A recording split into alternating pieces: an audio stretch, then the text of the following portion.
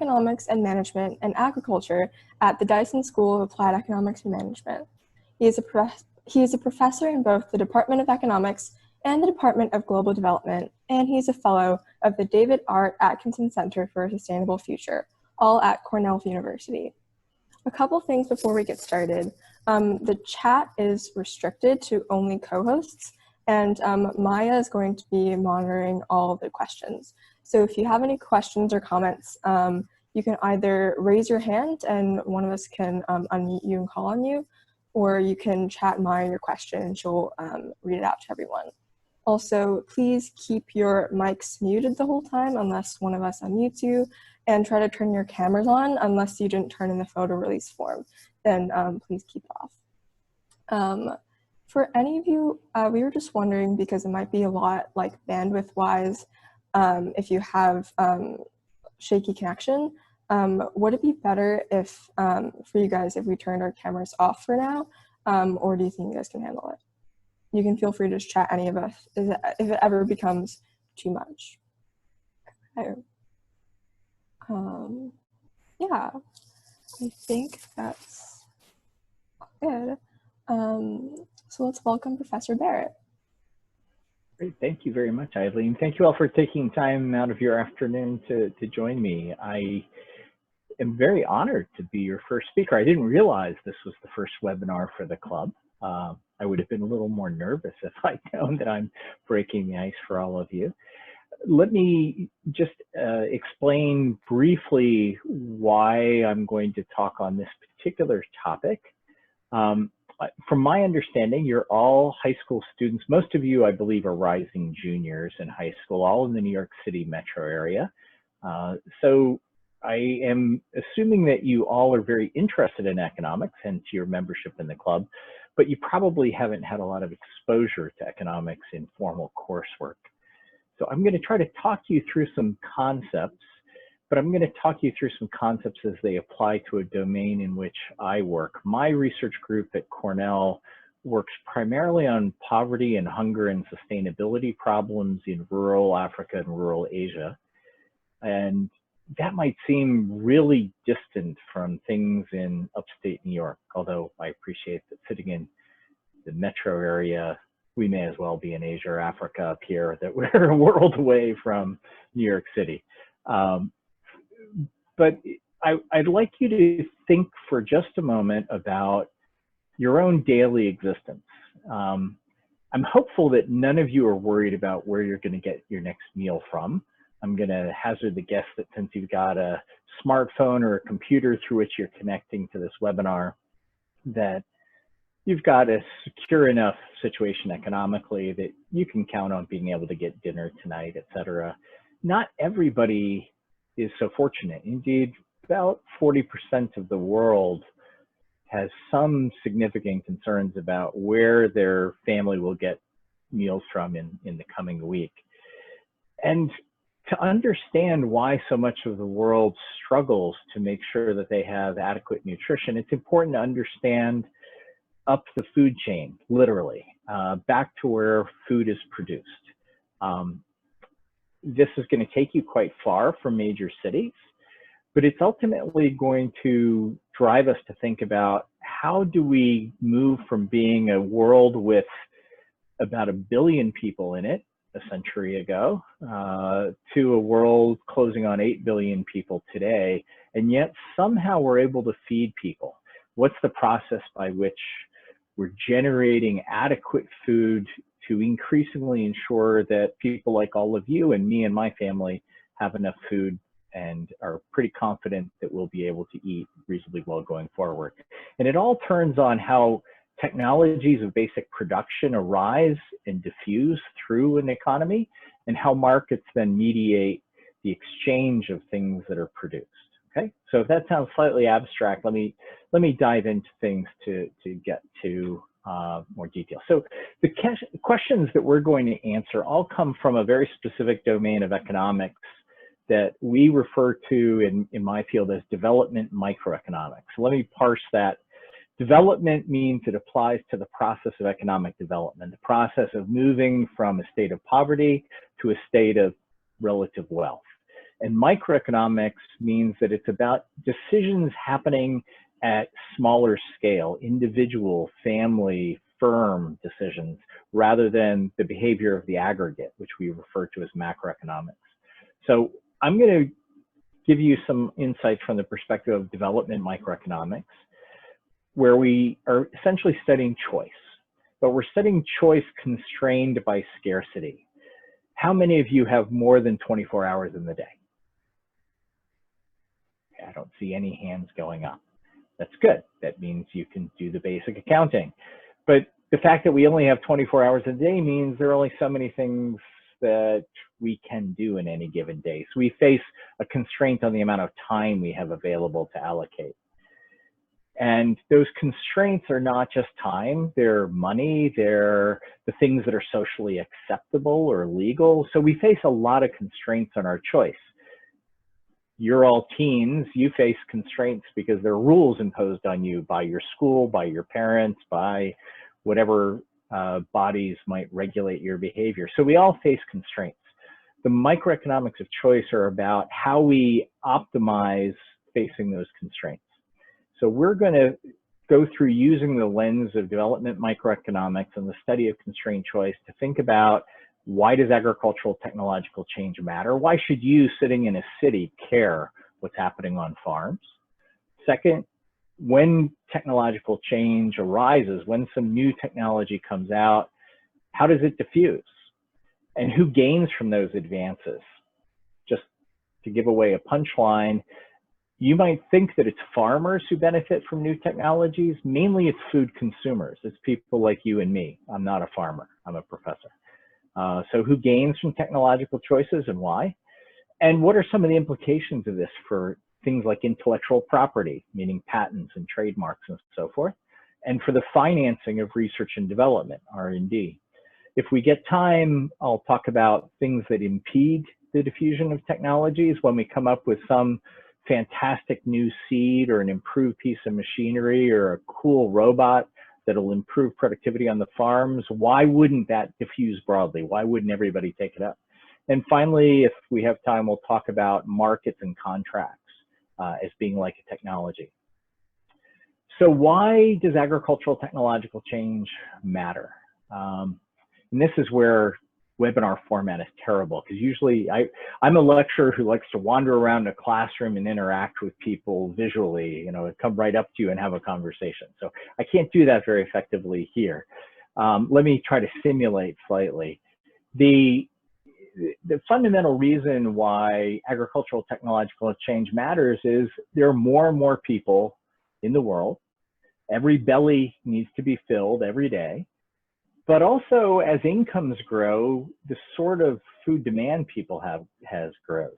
So we see that first you eat more food as your incomes grow. Once you get beyond a really basic level of poverty, you're able to enjoy 3 meals a day. But as your income increases further, you start to be able to buy higher end food. I trust that most of you will move from ramen noodles to kind of a nicer dinner when you have a little more cash available. The other thing that happens is as people get healthier, they get bigger. And simply to sustain daily activity at a healthy level, we require more kilocalories. So you realize calories, which you're familiar with as a kind of measure of the energy in food, calories are merely a measure of energy. It's the amount of energy that fuels your body's activities. It's like gasoline going into the tank in a car or a truck. So calories are the source of energy that drives us in the day. And as people get taller, bigger, they need more calories. So more people, more calories, more income, which means more food consumed per person and per weight means we need more food.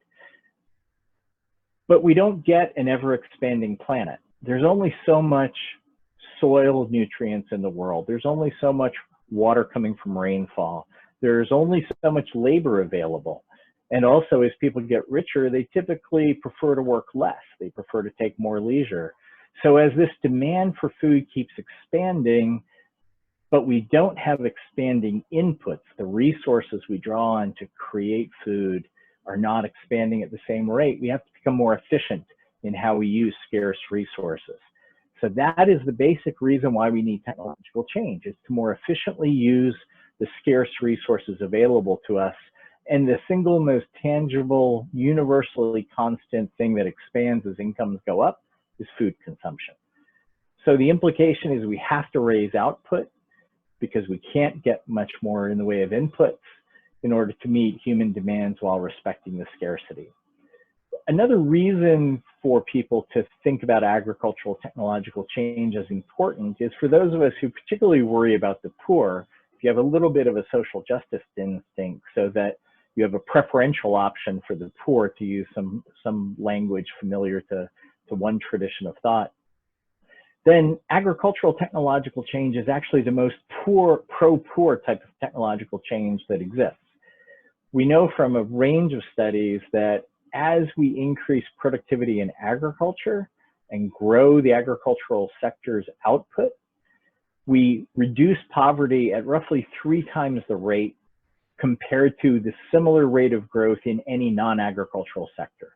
So as we increase the productivity of cell phones, or we increase the productivity of laptops, or of machines that manufacture automobiles, or anything else you can imagine, those too can improve standards of living and improve incomes, especially for the owners and users of those machines. But the benefits accrue to poor people at a much lower rate. And that's for 2 basic reasons. Anyone have ideas on what that might be? Just put them in the everyone chat. What you think some of the reasons why agricultural technological change would happen at a faster rate with a bigger impact than non-agricultural technological change. Let me just see what a couple of ideas are that people might have. Again, this is one of the limitations of webinar.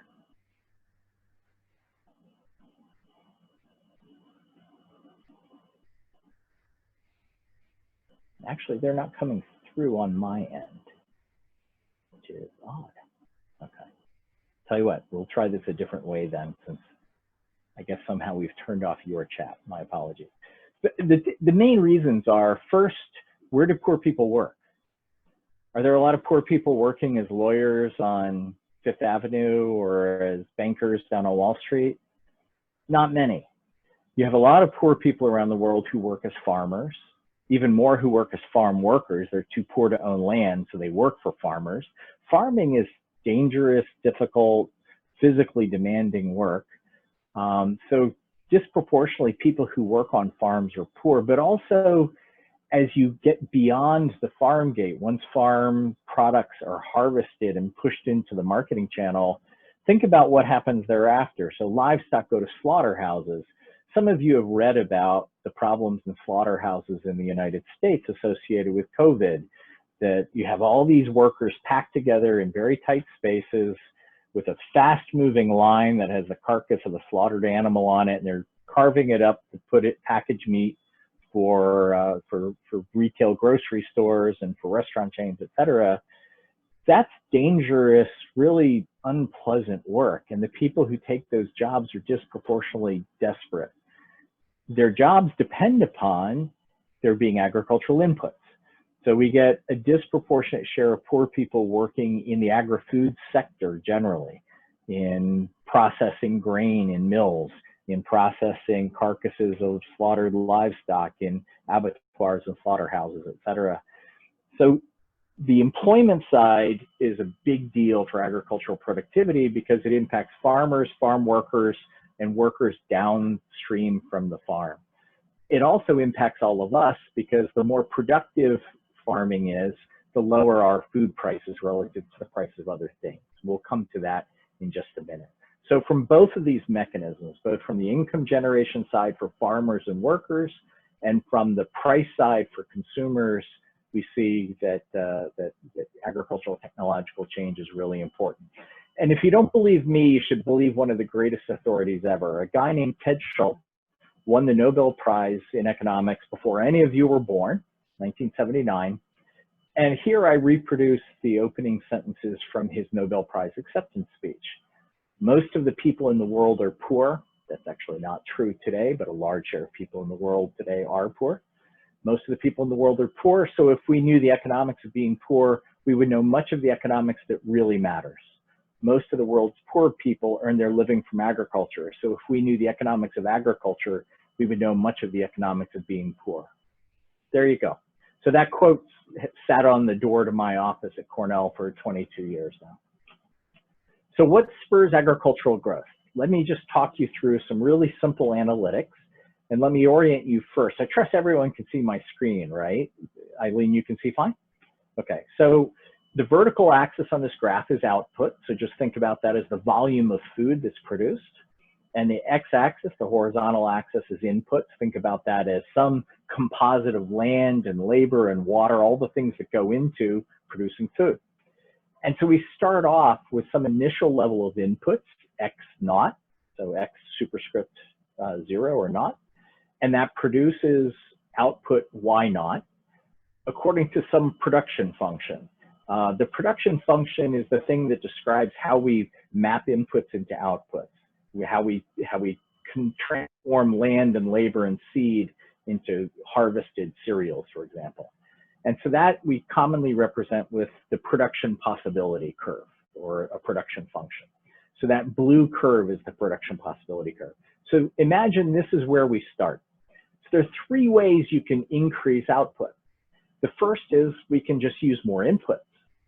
We can take down some forest, bring more land into cultivation, have more people go work this newly converted land, the extra land and extra labor using exactly the same technology described by that blue production possibility curve will generate more output, right? It makes sense. If you have more labor spent on more land, you should be able to generate more output. But notice that the expansion from x0 to x1, the new level of input, is much greater than proportionally much greater than the expansion from y0 to y1, the new level of output. That reflects what we call diminishing returns, that as you increase the inputs, they generate more output, but they do so at a diminishing rate, at a decreasing rate. So you get falling marginal returns. You get positive marginal returns, but they are falling over time because you're bringing in ever more infertile land. You expand the amount of time you work from 8 hours a day to 10 hours a day. And those last couple hours every day you're working, you're just getting a little more tired, so you're a little less productive. So that's the concept of diminishing returns. We can generate more output from more inputs, but there's a real cost to it. And there's a big environmental cost to it in agriculture if we convert lots of extra lands. The second way we can increase input is, before I was imagining that we're actually on the production possibilities curve, that we are as efficient as we could be. Most of us are not as efficient as we could be at every moment of every day. So part of another way we can gain is simply from pushing ourselves from some interior point. I don't know if you can see my cursor here, circling the green star. Imagine we're here. If I can move straight north, if I can move up to the production possibility curve and become more efficient, move from the inside, from beneath that production possibility curve up to that curve, I'm increasing my productivity. I'm not using any more input. I'm still using X1 as I just go straight up, but I'm increasing my output. So this is one reason why economists obsess about efficiency, because we can get more output for the same inputs if we improve efficiency. The problem is that most farmers are awfully efficient. There's a big body of research showing that farmers typically aren't wasting a whole lot of land or labor. They are using it pretty efficiently. There's some gains to be had, but not much. So rather like increasing inputs to get more output, yes, we could increase efficiency to get more output, but not by a lot. So the main way that we think we generate increased output, more food to feed more people, is through better technologies. We come up with new varieties of seed from plant breeders working on the plant genome. We come up with better management of water from hydrological engineers and from irrigation specialists. We come up with better blends of fertilizer from chemical engineers and fertilizer engineers. We come up with better ways of managing soils. We come up with any of a range of things that just improve productivity by changing the technology of production. And that's how we take the same inputs to generate ever more outputs, respecting the scarcity of inputs, respecting the boundaries the planet, nature places on us, while still meeting the ever-growing needs of an increasingly large human population that is ever wealthier and constantly looking for a new variety. So technological change is the engine of long-term growth.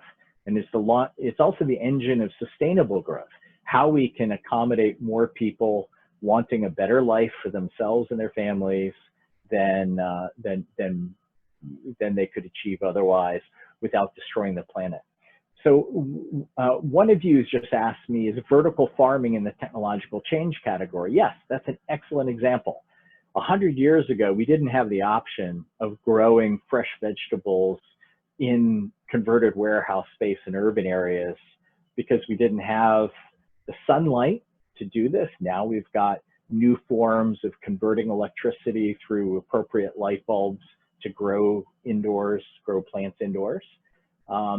There are lots of these sorts of examples. So vertical farming is one of them. Genetically modified seed. I'll show you some graphics soon about how fast genetically modified seed has taken off around the world. That is a way of improving productivity by combating pests, by combating insects or weeds that compete with crops. Just better breeding to improve the stature and the performance of plants is a big way. So where does technological change come from? The first and main way that technological change arises is through what we call induced innovation. What that means is people naturally try to become creative. When they find themselves facing increased scarcity of something that is holding them back, they find ways to be more efficient. So as you have gotten more homework assigned to you, as you've gone through schooling, from when you're in middle school, where most of you, if you're like my children, got very little in the way of homework, to high school where suddenly you've got a lot of homework, the demands on your time have grown. Time is becoming increasingly scarce. So again, if you're like my children, you probably start becoming creative. You are induced to innovate to become more efficient in your use of time because time is increasingly scarce for you. And you become better time managers as your homework burdens and your extracurricular burdens rise. So that's an example of induced innovation. In the agriculture space, as we have seen, for example, water become more scarce as cities grow and the demand for industrial and residential use of water has grown, water has become scarcer and more expensive for farmers. So they've become much more efficient in how they use water. An example would, for example, be something called drip irrigation, where rather than just spraying water out into the air, where much of it will evaporate under the sun's heat, they will drip it through hoses so that the water just goes straight into the root zone of the plant, losing very little of it to evaporation. So that's a good example of an induced innovation. So those are all ways of trying to conserve on scarce factors of production. People also innovate to be able to manufacture more of things that are becoming increasingly valuable. So vertical farming is a good example, driven in part by rapidly growing demand for high quality greens in cities. As urban populations grow and have higher incomes, more people want fresh salads.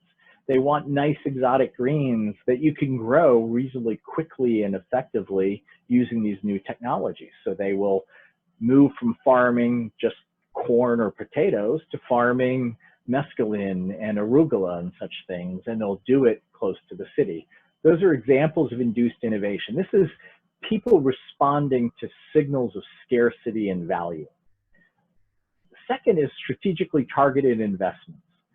Sometimes we can't trust the market to send the right signals through scarcity to induce people to innovate. Sometimes you have to do this strategically. The governments or big nonprofits will do things like the Global Alliance for Vaccine Initiative, Gavi, which was begun because of a rise in tuberculosis around the world and the rapid growth emergence of HIV/AIDS. many of the people who were most affected by tuberculosis and HIV/AIDS around the world were relatively low income. They couldn't afford to spend lots of money on expensive drugs, but it was a priority for the world, a moral priority, to come up with effective ways of treating people suffering from tuberculosis or AIDS. So the way that is done is governments or major nonprofits, the Gates Foundation, the Rockefeller Foundation, others, they step up and they write a check to say, we're going to create the incentives to do this. We're going to pay for the R&D. And through investing strategically, they induce these innovations. They're not induced by market signals caused by scarcity. Recognize prices are just a signal of scarcity. They're strategic choices. A third way is just dumb luck, serendipity. I don't know if any of you ever use these Post-its, these like little sticky pads. I'm sure you've all seen them plenty of times. You know, that was discovered in a lab accident. Literally, there was a chemist at 3M, the folks who manufacture Scotch tape up in Minnesota, who was trying to come up with a better resin for their tape and spilled a beaker of solution on the lab bench, and it got on some papers. And they noticed that as that stuff got on the papers would stick a little bit, but not the way they would if you put regular tape on them. And you could pull them off, but they'd still have some adhesive, so you could stick them again someplace. And they realized, hey, this could be handy. It was literally an accident. Now it is the most profitable product that 3M has. So serendipity is part of it. But most technological change comes through market signals. It's induced innovation. I think I've just said that. So let's talk about technology diffusion. I mentioned before genetically modified crops. So most of you have probably heard of GMOs, or genetically modified organisms. Sometimes people who are a little bit more advanced refer to them as transgenics, because you've taken the gene, genic, from a different species with which it couldn't normally mate, and you've crossed the reproduction barrier that divides species to take a gene from one organism, put it in a different organism. So for example, here at Cornell, years ago, there was a crisis facing the papaya industry. A virus, the papaya ring spot virus, was taking off through the papaya orchards in Hawaii, and there was no known resistance to papaya ring spot virus anywhere in the world. There was no papaya that had ever successfully combated this virus. So papaya growers were faced with potentially losing their orchards and their livelihoods, and all of us would lose papaya as a wonderful fruit to eat, until a Hawaiian scientist here at Cornell realized that, you know, I could go take a gene from that virus and I could put it directly into the papaya itself, so that the papaya would express a protein that would recognize when the virus is entering, and it would tell the virus, I'm oversimplifying here, you're not welcome. It would combat the virus, and the papaya would be resistant to the virus. But viruses and papayas don't naturally mate. There's no way to cross these in nature. So he had to manually extract the appropriate gene from the genome of the virus and insert it using something called a gene gun, colloquially, into the papaya genome. And in doing that, created a ring spot virus resistant papaya, one of the world's most successful transgenics. And it has saved the papaya industry. So all of those of you who like papaya, you owe Dennis Gonzalez and transgenics your thanks. So this graphic that I have here is showing across all the world since the introduction of the first transgenics in the mid-1990s to the most recent data comes from 2017. It shows how fast transgenics have diffused across the global economy. The yellow line here is developing countries, so low and middle income countries, places like India, South Africa, China, which all have massive farming sectors in transgenics. In blue is industrialized countries like the US. The green bars are showing us the total acreage in millions of hectares. A hectare is 2.2 acres. So what this is showing you is a very rapid expansion of the amount of area depicted by the green bars over time, and that it once was really just the domain of rich countries, as depicted by the blue line being above the yellow line. But almost a decade ago, the developing countries actually began to surpass the high-income countries. Today, India and China and South Africa and lots of other countries actually plant more acres in genetically modified foods than do the high-income countries. Why would that be? Well, the simple answers are that's where most of the growth in food demand is, because populations are growing faster.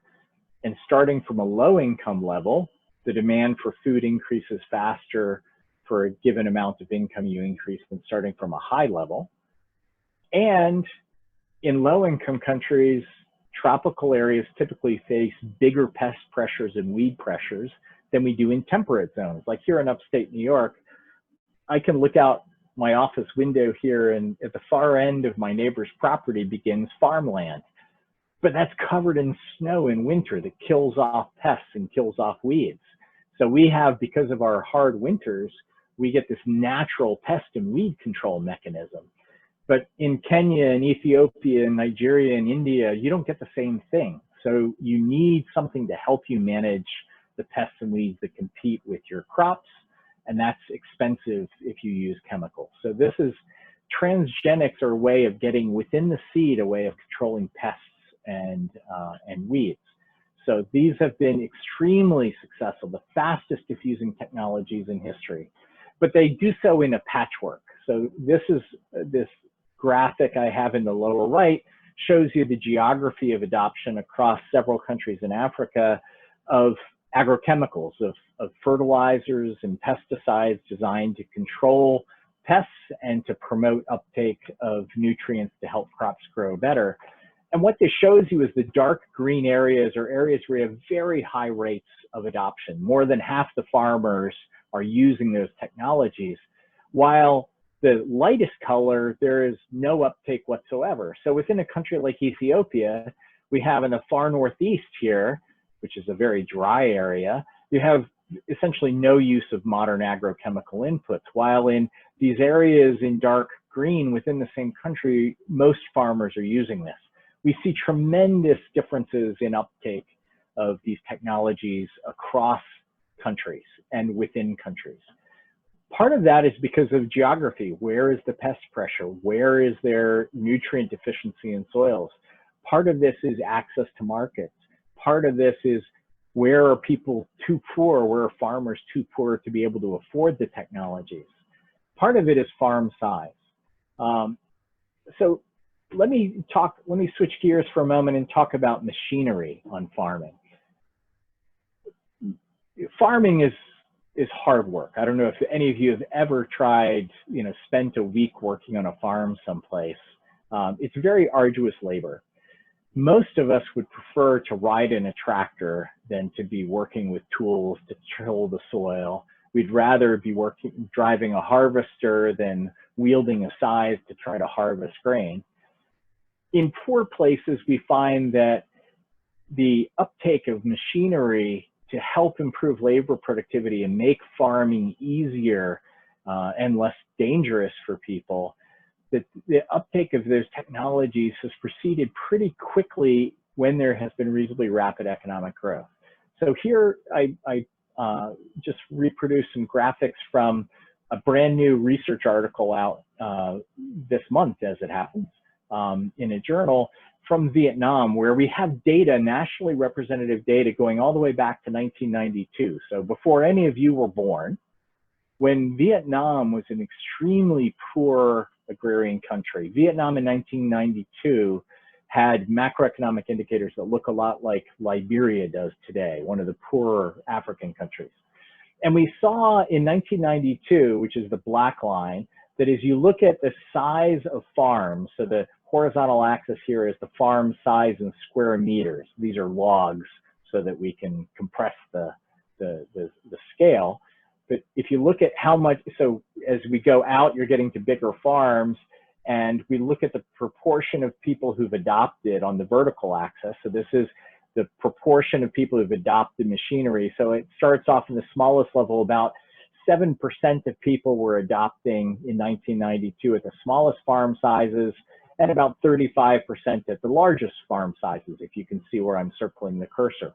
But over time, each of these curves depicts a different moment in time, a different cross-section of the surveys of all the households in Vietnam over time, this just keeps rising, meaning more and more people are using machinery in farming, and it flattens out. Notice that you find by, which year is this? This is, yeah, 2008. The smallest farms are up to almost 70% of them using machinery by 2008, where in 1992, only about 7% of them were using it. So you've had this kind of disproportionate favoring of small farms as machinery diffuses. Typically, it's better off wealthier farms that take up new technologies first, just like it's better off wealthier families that take up new technologies in anything. You know, think of who goes out and buys the newest iPhone. It's typically not the poorest kids in your school. It's typically the kids in your school who have plenty of money. So we see that over time, however, people catch up, that pretty much everybody starts to have a cell phone over time. In our data, pretty much all Vietnamese farmers begin using machinery. But notice if you go to the far right graphic, that doesn't mean they all own it. So there's virtually no change in ownership of machinery by the poorest farmers, what I'm circling at the lower left corner of that rightmost graphic. What's happening here is the richer farmers are constantly increasing their propensity to own machinery, and then they rent it out to other people. So people who can't afford to own their own tractors are renting tractors when they need it.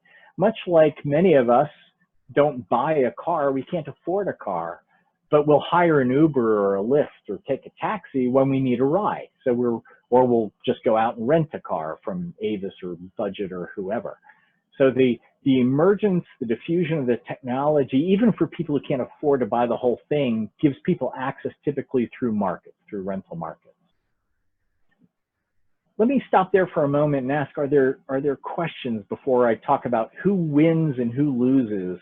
Where do the gains from technological change in agriculture go? Do you have questions about these processes of diffusion of technologies? Feel free to push out questions at any point, by the way. You can either direct them to me privately, or I think you should be able to send them to the group, although maybe one of the co-hosts has to mediate them.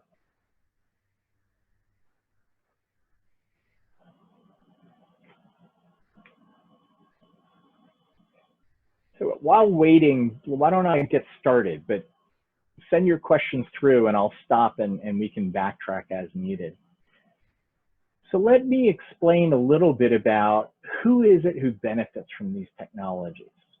So the graphic you have here shows on the horizontal axis the quantity, so the volume produced of the food. Let's just talk about this as rice for the moment, because I was just talking about Vietnam farmers, and the single biggest commodity Vietnamese farmers produce is rice. So the quantity of rice on the horizontal axis, the price of rice on the vertical axis. Most of you have probably seen supply and demand graphs at some point. So supply slopes up because we believe that the marginal cost of production, which is represented by a supply curve, is increasing in the quantity you produce in most cases. So the supply curve slopes up. In this case, I'm just depicting a horizontal demand curve.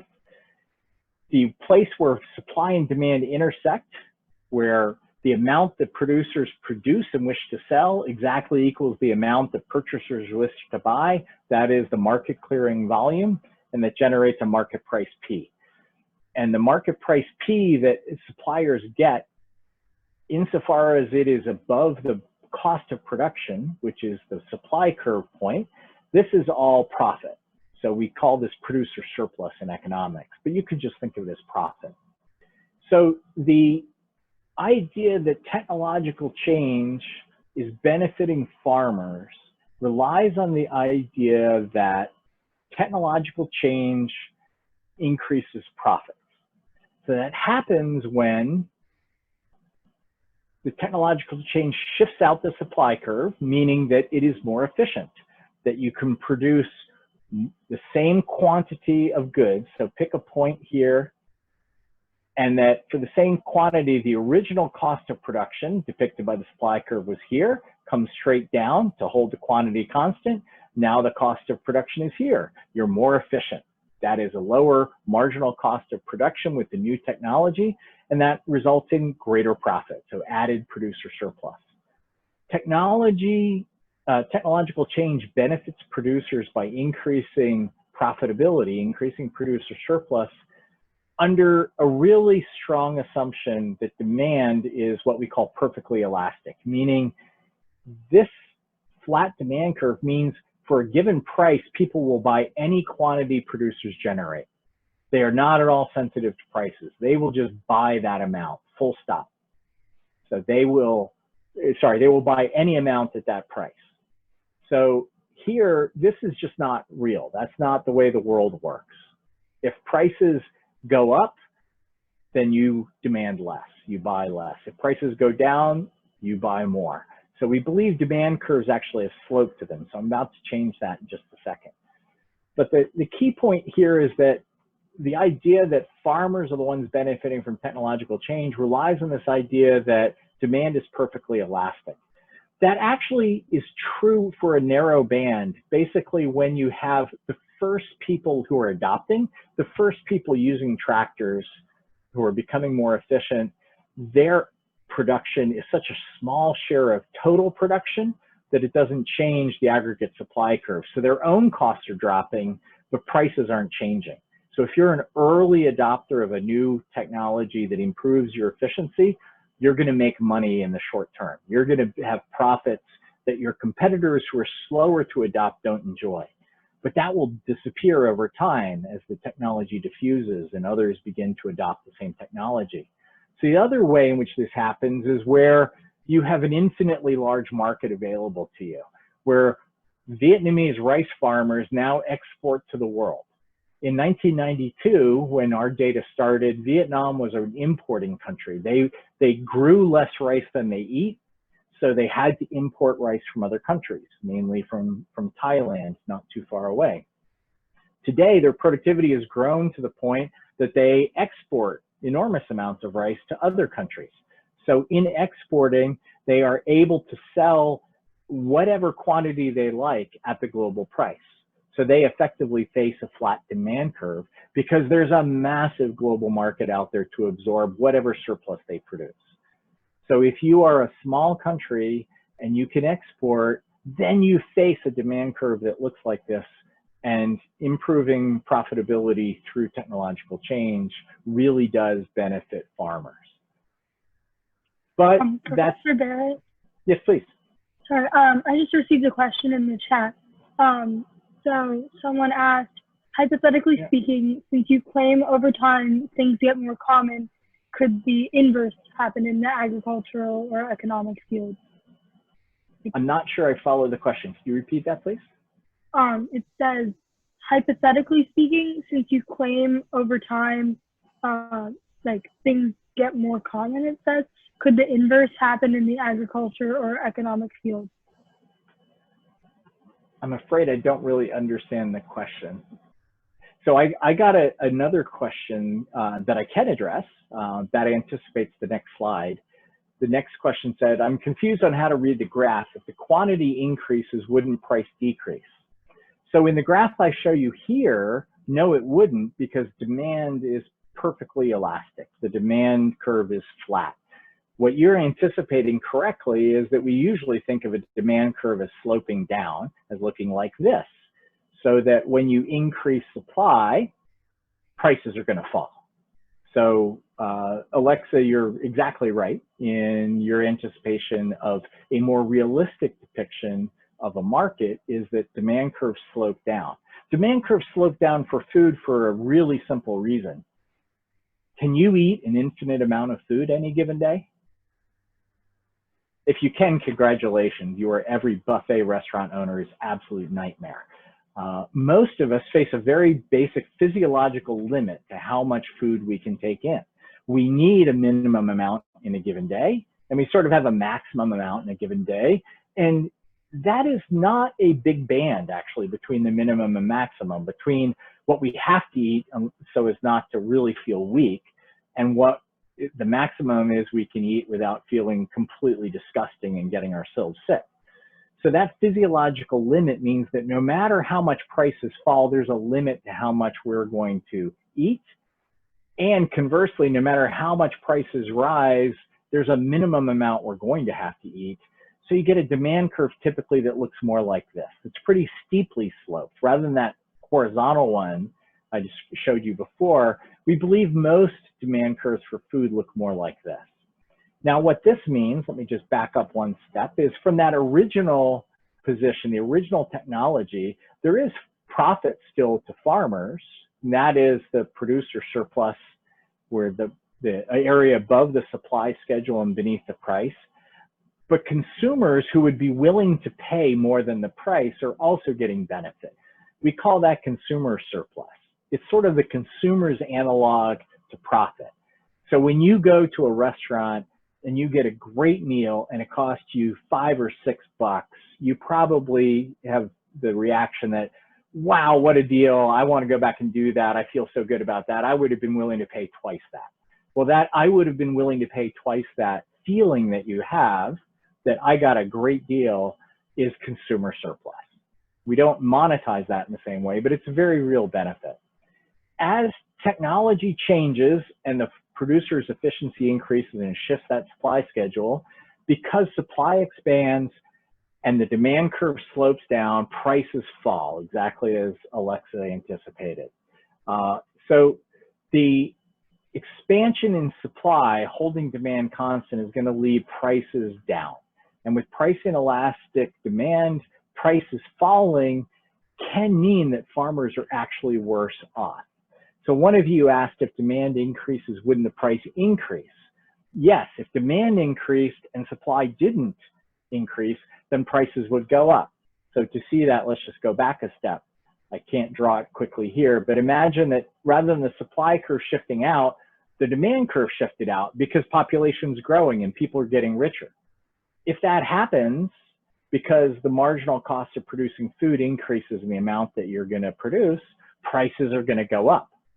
So as prices go up, people who don't have higher incomes are paying more for their food, but they don't have any extra money. So they're becoming poorer because of higher prices. This is one of those reasons why agricultural technological change helps reduce poverty, because we know that demand is expanding because of population growth. If supply doesn't change, if supply doesn't expand, then prices will go up. But if supply expands fast enough, prices can come down. And when food prices come down, then you can have the situation where producers actually lose money. Let me explain this to you. So notice that as supply moves out, the price falls from the old price level up here to the new price level down here. And that means consumers are automatically better off. There is more consumer surplus. Producers might make more money. See, the dark blue area here is the new added profit they got. But notice there's some blue that's hidden now up here that farmers have lost because of lower prices. And intuitively, the geometry here is, if the darker blue area is bigger than the shaded area that was light blue and now is hidden behind the red, then farmers are better off. But conversely, if the prices fall faster than the productivity increases, farmers are going to be worse off. So that is the problem of the technology treadmill, which is a term coined, 65 years ago by a guy named Willard Cochran. And the image here is farmers are operating as if they're on a treadmill, and technologies are just constantly keeping them moving forward. They have to keep progressing. They have to keep adopting technologies simply to stay in the same place. Because if they don't stay in the same place as technologies advance and other people adopt the new technology and prices fall, then they are no more productive, but they earn less money, and so they are going to go out of business. And that's indeed why we see an awful lot of farms closing up and going out of business. We see farms go out of business because they lose money because they can't keep up with the rate of technological change. They can't adopt the newest technologies. So farmers who innovate quickly and early make a lot of money. They're the early adopters. The demand schedule they're facing is pretty flat, pretty horizontal. Farmers who fail to adopt face falling prices without enjoying a shift in their supply schedule. Most farmers fall in between, where they may or may not be making more money as technologies change, but the people who we know are doing better are the consumers. It's you and me. It's all of us who are ultimately eating the product of the farmers, that we're the ones who through lower prices are enjoying gains. So what that means is that this, I think, is saying what Ari said, reducing labor, reduce food prices is the big thing, that it's mainly consumers who are going to gain. And that means that we need to be prepared as consumers to pay for technological change. One of the ways we do that is through taxes that pay for R&D. That, you know, because we are doing better from greater productivity, that money that we can save on what we have to pay for groceries by getting donated to a charity that helps farmers, or by being paid to the government in the way of taxes that funds research and development by the Department of Agriculture, that ultimately pays for the gains that we enjoy. One of you asked, how are government subsidies affected in these scenarios? So government subsidies are commonly used to generate the supply shift. Government subsidies are typically being used when they're well designed to induce technological change. When they're poorly designed, they have nothing to do with it. They're just a huge waste of money. We could do a whole lecture on when are government subsidies a good idea and when are they a bad idea. It's not automatically good or bad. Let me pause here. We've got just a few minutes left. I didn't get quite as far as I'd hoped to get, but let me throw it open for questions and comments. Let me unmute everybody. So,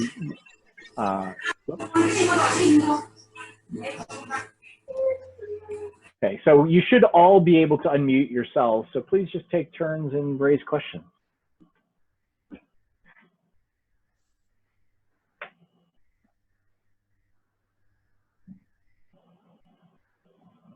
No one want to dive in?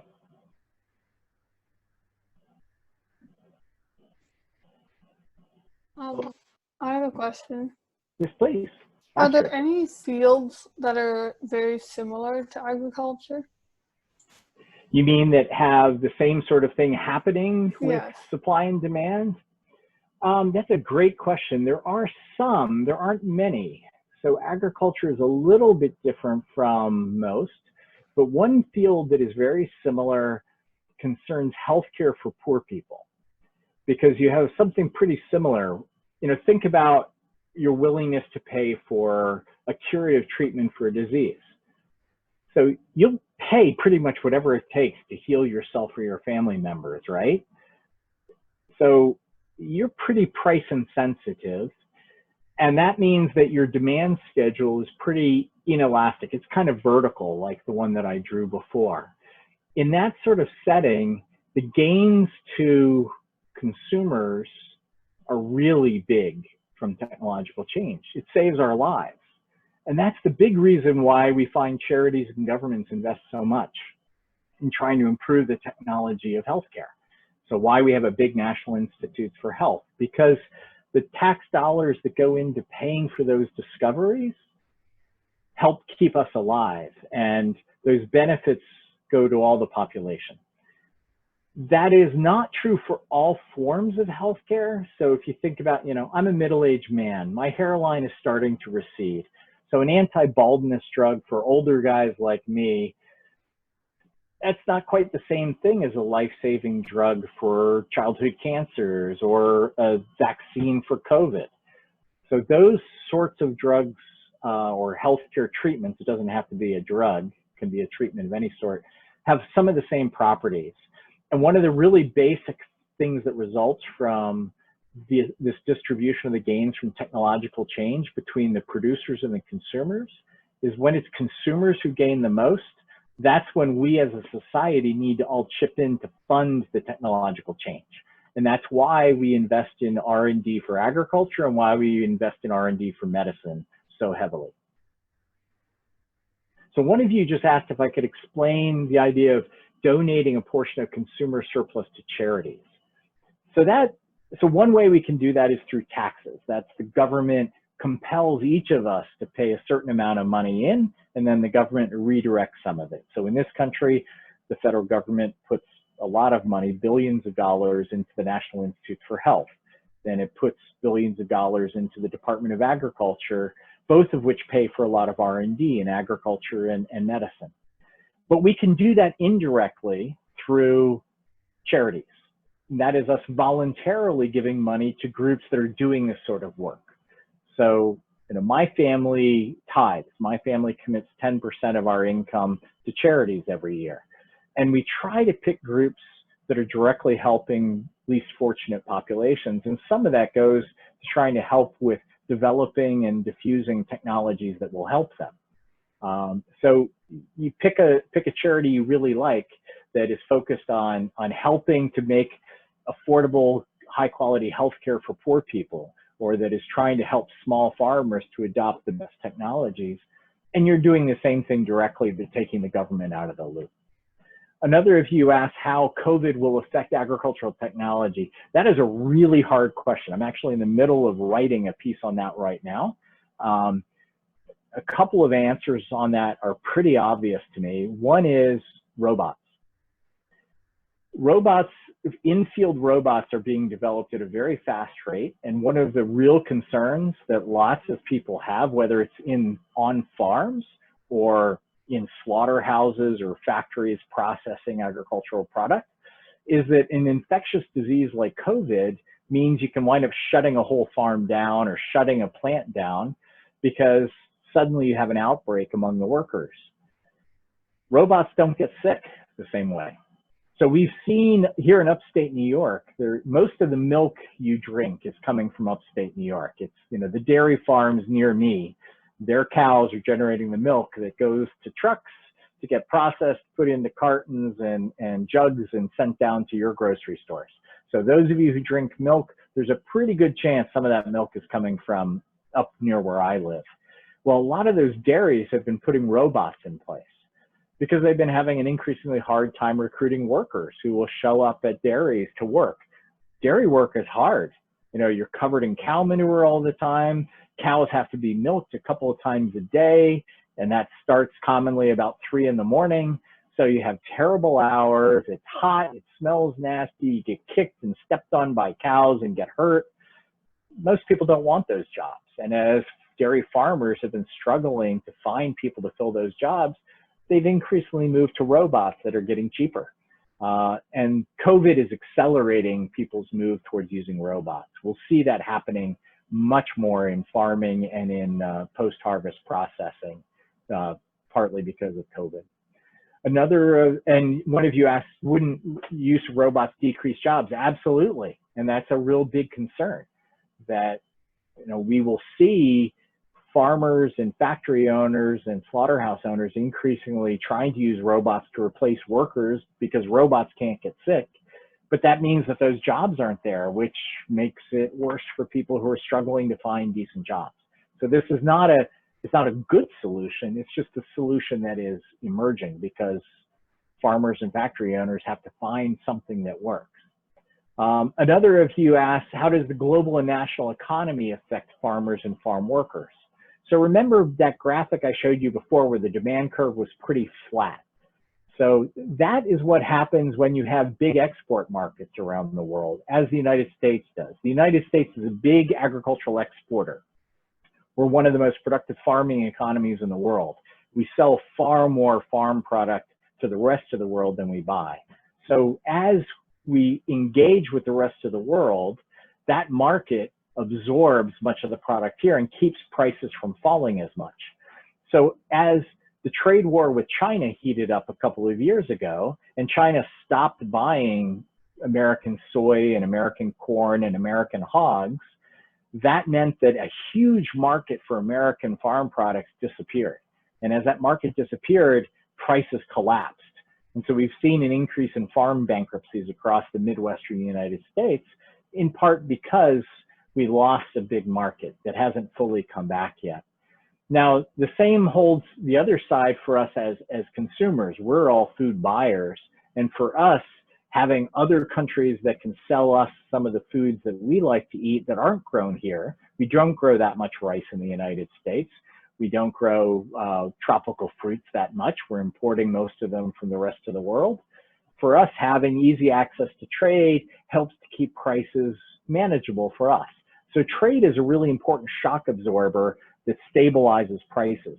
Most food is eaten in the country in which it's grown.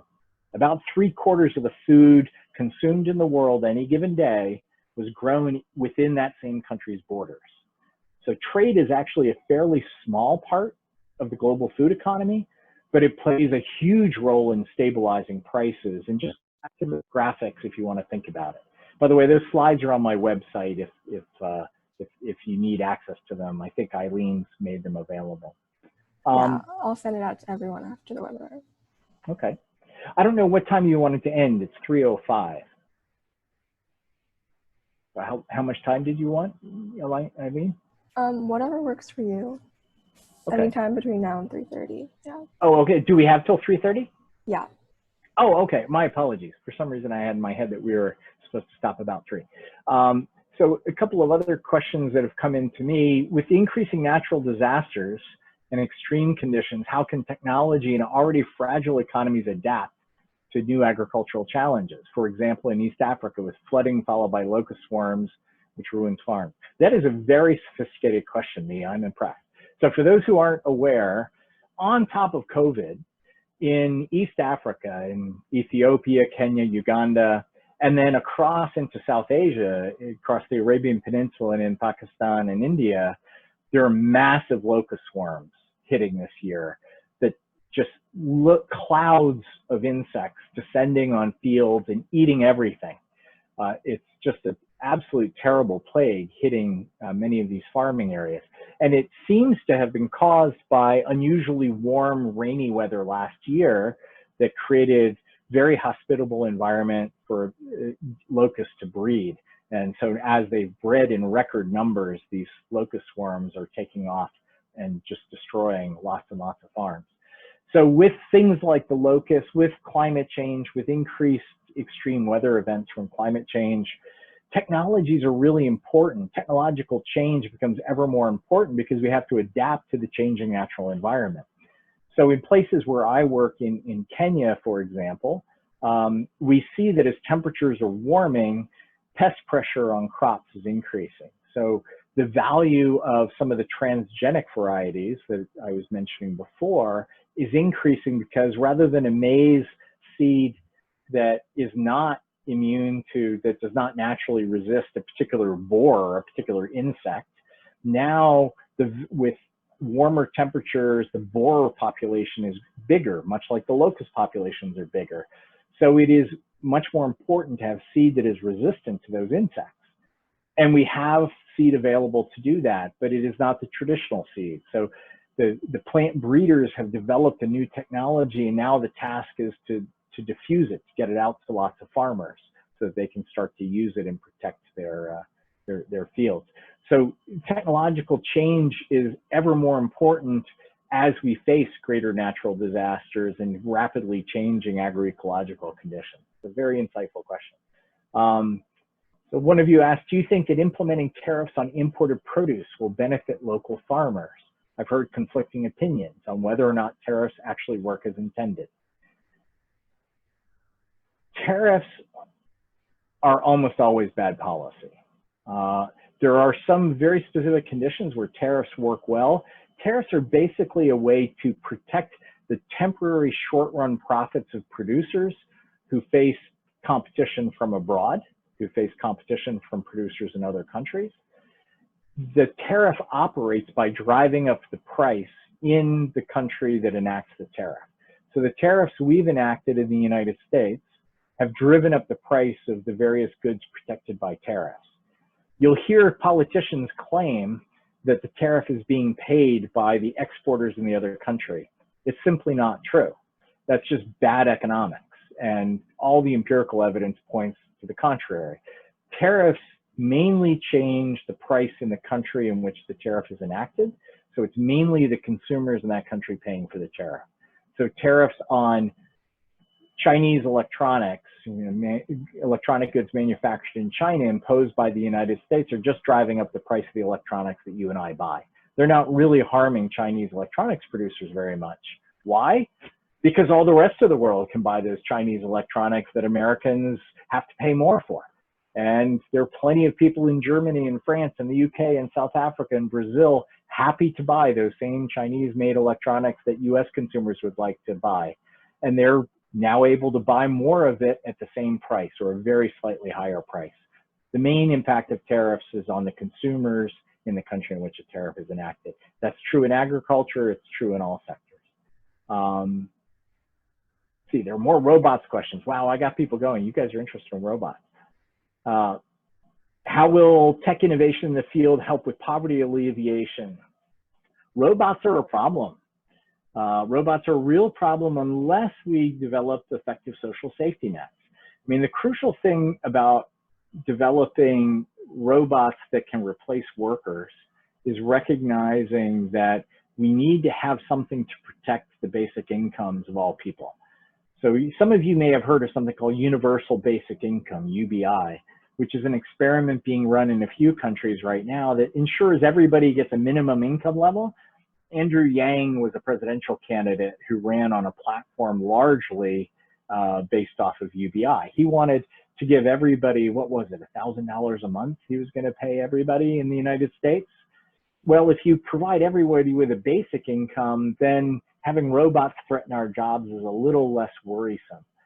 And implicitly to do that, you have to tax the owners of robots because they're going to be making more money now because they're getting this workforce, a mechanical workforce that can produce profits for them. So that gets into complicated questions of policy, but your basic insight that if robots are going to become more commonplace in the workplace, including even on farms, and they will, then that's increasingly going to compete with people who are trying to get jobs, and that is going to create unemployment.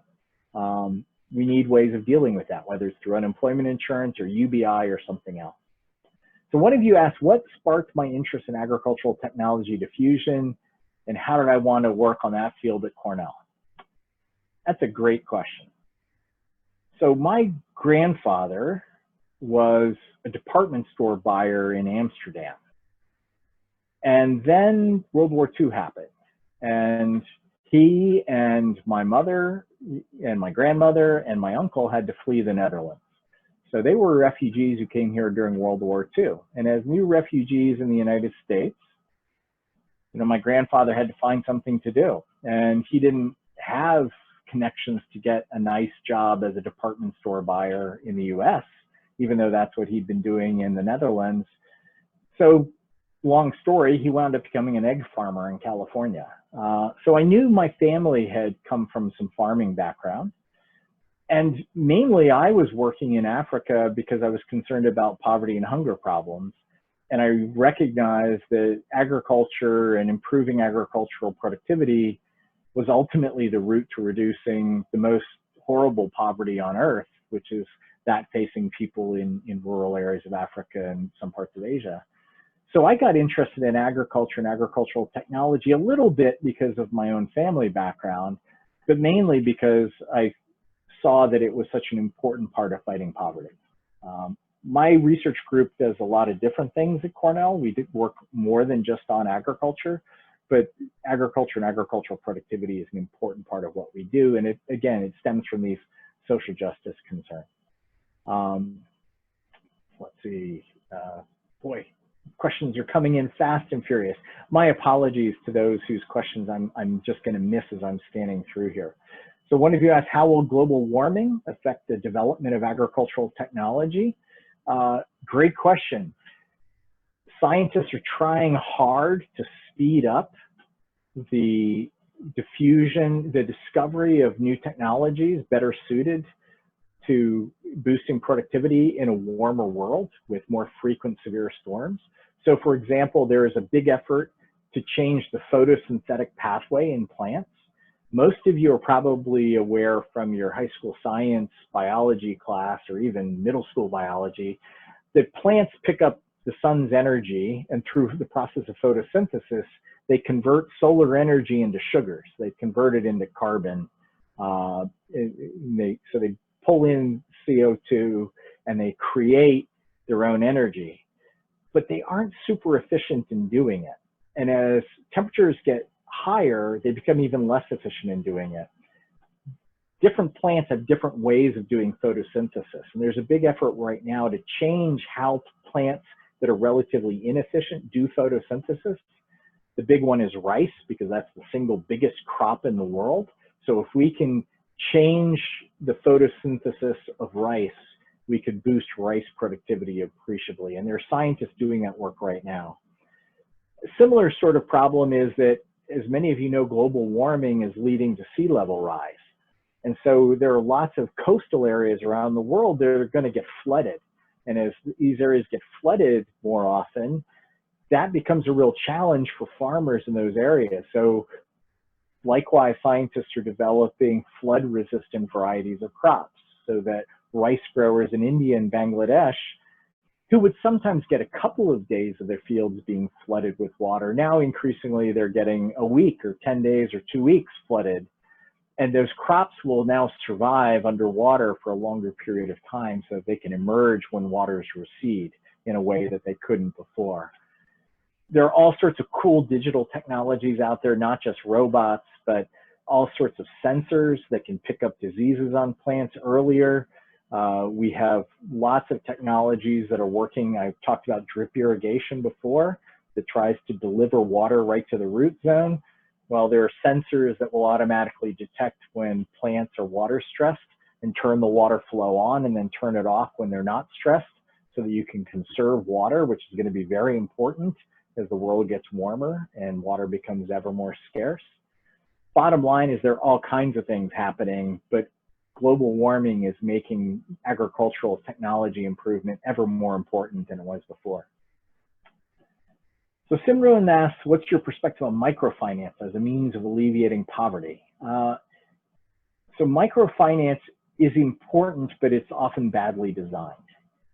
Let me explain what I mean by that. You've probably heard the adage, it takes money to make money. Poor people don't have access to money. And when they don't have access to money, they can't afford to pay for their children's school fees. They can't afford to invest in better seed or some fertilizer that helps improve the productivity of their farms. So the lack of access to money, to cash, to credit, is often a pretty big limit on people's ability to invest in improving their family's lives. Microfinance is a way to try to help solve that. For those who don't know what microfinance is when you have small groups of borrowers, savers, people who band together in an insurance pool, who are using relatively small amounts of money, loans of $100, people who are saving 50 cents at a time, people who are taking out insurance that'll pay out $100 or $200 in the event of a bad drought. So this is way too small to be of interest to Citibank or to Bank of America or some major mammoth banking company. They're not interested in 50-cent savings accounts or $10 loans. So there's been a big movement for a while, sparked in particular by a fellow named Muhammad Yunus, who won the Nobel Peace Prize for his work in Bangladesh creating something called the Grameen Bank. So for those who are interested in microfinance, look up Muhammad Yunus and Grameen Bank. But the insight that Muhammad Yunus had was that if you get a small group of people, usually women, so the Grameen Bank has mainly created women's groups, and that those women band together and they guarantee the loans to each other. So if Maya gets a loan of $100, then Eileen and Catherine and Astrid are in her group, and together they make sure that Maya uses the money responsibly and is able to repay. And then when Maya repays, it's Eileen's turn, and Eileen can borrow $100. And then the group again helps to make sure that Eileen succeeds in her enterprise. Her investment pays off. She repays $100. Then it's Catherine's turn. And we work our way through the group so that by group lending, you ensure that people repay their loans, that they use the money wisely. And that guarantee system and that coaching and teamwork side generates very high rates of repayment and very high returns for the investor, the individual members of the group. So they're taking a $100 loan and investing it in a sewing machine so they can start a sewing business and make a decent living for themselves, or invested in buying some chickens so then they can start up an egg operation, and from their profits from the eggs, they repay the loan, but now they've got their own chicken and egg business. So these microfinance operations have in some cases literally saved lives and delivered lots of people from poverty. Many of them have not been well designed, however. One of the things my group did, working with herders in dry lands in Kenya and Ethiopia, where droughts hit and livestock die in huge numbers. And when it's so dry that you can't really grow crops, all you can do is graze animals, or you have to trek them around nomadically, searching for grass and water. And when a drought comes and the grass begins to die, then the animals begin to die. So we figured out how we could use satellite signals of how much grass was growing on the rangelands to predict big herd die-offs. And by doing that, we could write insurance contracts that we could sell into the global capital market. So we basically got Swiss insurance companies in Europe, in Switzerland, to take on the risk of droughts that would hit livestock keepers in northern Ethiopia and northern Kenya and southern Ethiopia. And by creating those insurance products, when droughts hit, people got a payout that would enable them to keep feeding their families, would enable them to buy replacement animals so that they could get back on their feet and recover from the shock. That has worked very well. The Kenyan government has actually created a nationwide program called the Kenya Livestock Insurance Program, based off of that index-based livestock insurance product we developed. Microfinance can work, but it's not a magic bullet. Fundamentally, finance only works if there are technologies out there that people can use to become more productive. So finance is a complement to the sorts of technological change I was talking about in the main part of the webinar. Finance can help people who are otherwise too poor to try this new technology, can help them to try it. But if you just have finance, then you wind up, finance only works when there are good investment opportunities. And most of the investment opportunities come from technological change. Let's see. Other questions? I think I've covered most of the questions. There's several variations on the same thing. Other questions that you have for me? Feel free. You can all unmute yourselves too, I think. I think I've turned off the ability to unmute. So does climate change pose opportunities for job creation? Yes, in some ways it poses opportunities for job creation. For example, in parts of Canada, the growing seasons are longer. As glaciers retreat, there's land available for agriculture and tourism, but it's probably destroying more jobs than it's creating. Climate change is a real threat. It's a very big economic threat. One of you asked, does geography play an important role in today's world? Absolutely. Geography plays a huge role for several reasons. One is, think about where you are. You're all in New York City. You are proximate enough to one another where people come to New York City because there are other people in New York City. They come there because of the energy and the innovativeness. They can work with people in their business and then go out and have a meal or have drinks with other people and hear interesting things. And as they learn things from others, because they're proximate to them, then they can innovate, they take it back to their own workplace, or they switch jobs and go to a new company. Cities are really important as places to create social mixing that diffuses innovations and promotes discovery faster. So we know that geography matters a lot for technological change because we get faster technological change due to what are called agglomeration economies. When you pull lots of people together, just stuff happens. You guys get together because you want to exchange ideas and learn from each other. and you do that faster in a group than you do one-on-one. Geography also matters because of distances. So think about perishable products. You know, if we didn't have, in many places I work, they don't have refrigerated trucks readily available to keep eggs and milk and fruits and vegetables cool as they go from farm to a city. So if you are a city that is quite far away from good farming areas, you commonly aren't going to get a whole lot in the way of fresh perishables, of milk and eggs and fruits and vegetables. And if you do, they're going to be very expensive because so much has spoiled along the way. While if you are a farmer who's living very close to a city, the cost of transport to the city is pretty low for you, and you have a good market. This is one of the things that's driving vertical farming, is cities are a big market, and if you can be right on the outskirts of that market in an old warehouse building, in an old factory, and grow lettuce and tomatoes that you sell just a few miles away at a high price and you have low transport costs, you can make good money. So geography matters a lot.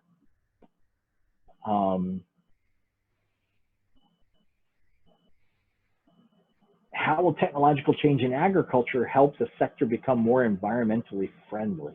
Great question. I think, could we have this be our last question, and then we'll just do a wrap up? Absolutely. Perfect. Yeah, so the problem of scarcity, the planetary boundaries we face, there's only so much water. There are only so many nutrients in the soil. We have to be careful about polluting water and air. Those real environmental constraints we face drive through that induced innovation concept I described before. They drive more development of technologies that are environmentally friendly than ever before. It used to be that a lot of technologies didn't pay much attention to what are the environmental effects, but today people are very aware of this. And so most technologies are being developed to try to be good for the environment as well as profitable for the producer and good for the consumer. So examples like drip irrigation or like some of the transgenics are intended to reduce our need to use chemical pesticides. I was talking about insect borers and maize growers, corn growers in Kenya. The new transgenic seed that they're starting to use is developed to resist these insects that will otherwise destroy their crop. If they don't have that seed, the technique they use is they take out really harsh chemicals and they spray them all over the place. And that pollution with toxic chemicals is an environmental disaster. So the new technology is both environmentally friendly as well as productivity enhancing. And we see more of that emerging now. So with that, let me thank you all and turn it back to Eileen. Thank you so much to Professor Barrett. I learned a lot. Thank you for taking the time to come and speak with us. For members, please be on the lookout for email soon with the recording and the slides, and I'll give you a way to contact Professor Barrett if you have any other questions for him. And there'll also be information about future webinars that the JEC will be holding. So yeah, thank you. And apply to Cornell. I'll look forward to seeing some of you up here in a couple of years. Thank you so much, Professor Barrett. This was truly amazing. I really learned a lot and had a great time. Terrific. Thank you very much. Bye-bye. Nice to see you all.